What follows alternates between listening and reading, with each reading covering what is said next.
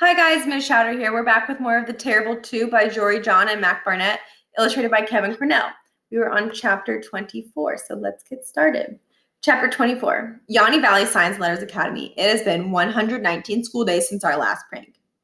There were no clumps when the students filed into the auditorium on the last day of school, just an orderly line, single file. Josh Barkin stood just inside the entrance, inspecting the students and making indecipherable notes on his clipboard.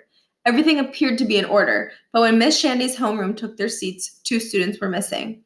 Miles and Niles were hidden in the wings of the stage, crouching behind some props from last year's production of Peter Pan. The assembly was scheduled to start at 2 p.m. At 1:59, Gus wheeled out the prank sign and set a pitcher of water on the podium. A minute later, Bertram Barkin, clad as always in a dark suit, pants belted and braced, took the stage. "Children," he said, "congratulations! Congratulations to you and congratulations to me. Today is my 120th school day as principal, and things have gone exactly as I expected. The pranking epidemic has been quashed. I'm proud to say we have gone 119 and 5/6 days without a practical joke." There was tepid applause. Thank you. Back in November, I stood on this stage and promised you a bit of fun, and that is a promise I intend to keep. So get ready to give a warm welcome to a special visitor from the district office. It's time to spend our last hour of school with Sammy the safety lobster. The applause was even more tepid. A man in a purple lobster suit entered from stage right. As he passed Miles and Niles, he gave them a little salute with one of his claws. "This clever crustacean," said Bertrand Barkin, reading from a piece of paper, "is here to give you some hot tips on how to stay cool and safe all summer long. Hi, Sammy." The lobster gave an exaggerated wave and clicked his pincers. "Here we go," Niles said. The terrible two removed a bag of fireworks from each of their backpacks. Sammy the safety lobster waddled dizzily toward the podium, where Bertrand Barkin stood frozen and grinning. "What?" said Miles. The lobster sidled up to Bertrand Barkin. Mr. Sykes came up on stage with an old cell phone to get a picture for the district newsletter. "2," said Niles. The lobster put his arm around the principal, resting his left claw on Bertrand's waist, right where his belt and suspenders meet. "3," said Miles. Sammy removed his purple lobster head, revealing the purple human head of Barry Barkin. His hair and mustache were damp with sweat. There were many gasps. Barry Barkin edged his father away from the podium and shouted into the microphone, "Students, faculty, staff, it is I, Barry Barkin, your former principal." Bertrand Barkin puckered his lips in disgust. "Never in my life," he said, "did I think a Barkin would sink so low as to become a safety lobster. I apologize for interrupting this important assembly, but I'm here to foil a prank that was mere seconds from being committed." "Nonsense," hissed Bertrand Barkin. "Students do not prank now that I am principal." "Then what do you call this?" said Barry Barkin. "Boys, come on out. The gig is up, or the jig is up. Which is it, the gig or the jig? The prank is over." Miles and Niles, shoulders hunched, slunk onto the stage. Miles glared at Barry Barkin. Niles shook his head. "Well, I have been on an involuntary, indefinite leave of absence," said Principal Barkin. "I have continued to investigate the prank epidemic, and I'm proud to say that I have uncovered a secret pranking society. These 2 ruffians compose a pranking duo known as the Terrible Twos." "2," said Miles. "The Terrible Two," said Barry Barkin. "Boys, dump out those bags." "But, sir," Niles pleaded. "Do it!" "Come on," said Miles. Now, Miles Murphy!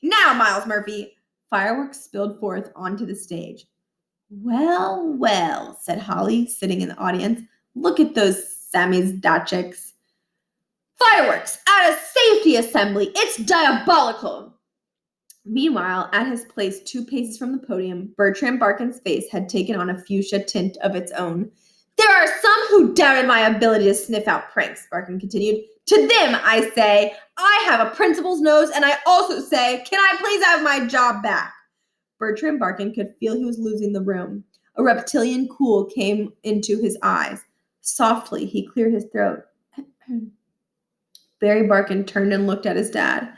Bertrand Barkin reached over and poured himself a glass of water. Panic flooded Barry Barkin's face. Father, no! He screamed, knocking the glass out of Bertrand's hand with his giant claw. Water spilled all over the principal's black suit. There was a low rumbling in the crowd. You fool, said Bertrand. You clumsy fool! Why did you do that? Father, said Barry, these kids have been known to spike beverages with capsicum from blazing hot peppers. Don't you know that I know that? Bertrand looked down. One great thing about dark trousers was that they hid spills well, but he could use this accident to his advantage. Step aside, he said. Barry abandoned the podium. Bertrand smiled. His son had given up the power position.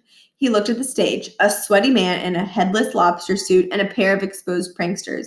This circus needed to come to an end now. Children, let's take a moment to silently express our gratitude to your former principal. In fact, he leaned forward now.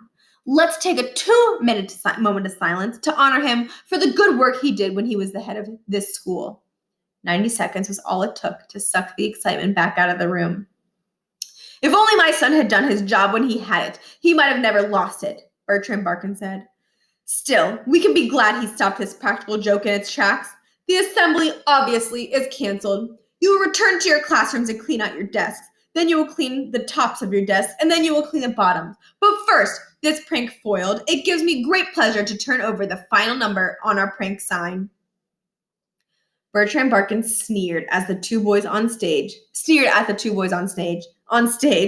then stepped out from behind the podium and crossed over to the sign. The assembly was awestruck.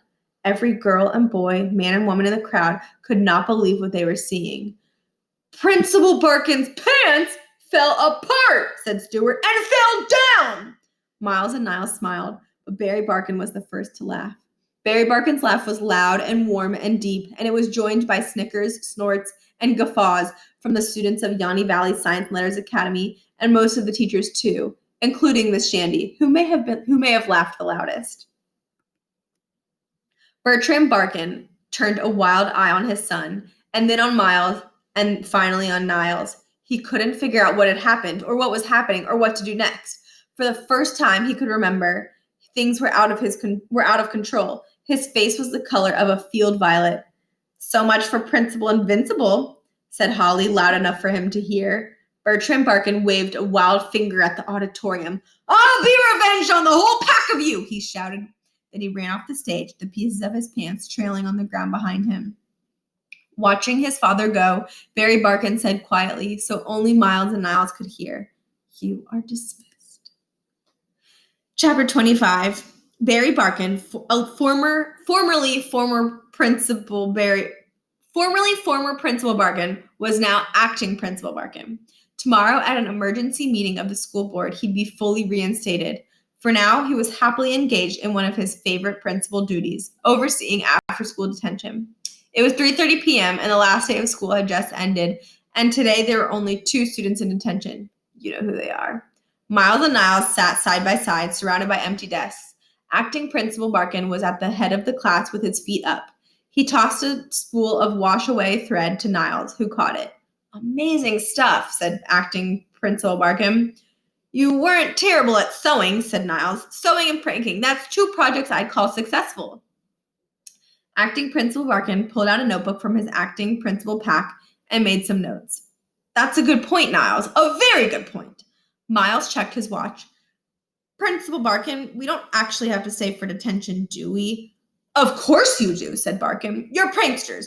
Consider yourself lucky it's the last day of school. Your punishment is detention every day until the last day of school. Luckily, as I've already said, that day is today. Come on, said Miles. It's summer vacation. We got your job back. Cut us some slack. Slack, said Barkin, is something I never cut. His grin was downright mischievous. I do, however, cut some slacks. Get it? Because last week I cut my father's slacks and then sewed them up with that thread. No, yeah, we get it, said Miles. Good prank, said Acting Principal Barkin. Minutes passed. Miles sighed. What are we supposed to do now? Read a book? Twiddle your thumbs? Start your memoirs? Niles pulled a copy of the collected poems of Emily Dickinson from his backpack. I didn't bring a book, said Niles. Niles took out a copy of Matilda and gave it to his friend. Barkin stood up. Oh, I almost forgot. Before you settle in. Barkin crossed the room and opened the door. Gus, he shouted. Gus, slyly smiling, wheeled in the prank sign. It still read 119. We almost made it to 120, Barkin said, but I'm afraid this sign needs to be reset. Miles nodded at Niles. You do it. Niles walked up to the front of the classroom. His hand trembled as he flipped the digits. Yanni Valley Science and Letters Academy. It has been 0 school days since our last prank. Thank you, Gus, said Barkin. Put this away somewhere. The basement. Gus nodded. Watching the sign go, Niles thought he might cry. Now, said Principal Barkin, looking around the room. Can we do that secret handshake? The one I saw you do at the meeting. What was it? This? He held up 2 fingers. Oh, he said, looking at his hand. I get it. Miles got up and joined the pair at the front of the classroom. Just this once. Could we do it like this? He held up a 3rd finger. Miles and Niles looked at each other. Sure, Miles said. And that's the end of The Terrible Two Get Worse.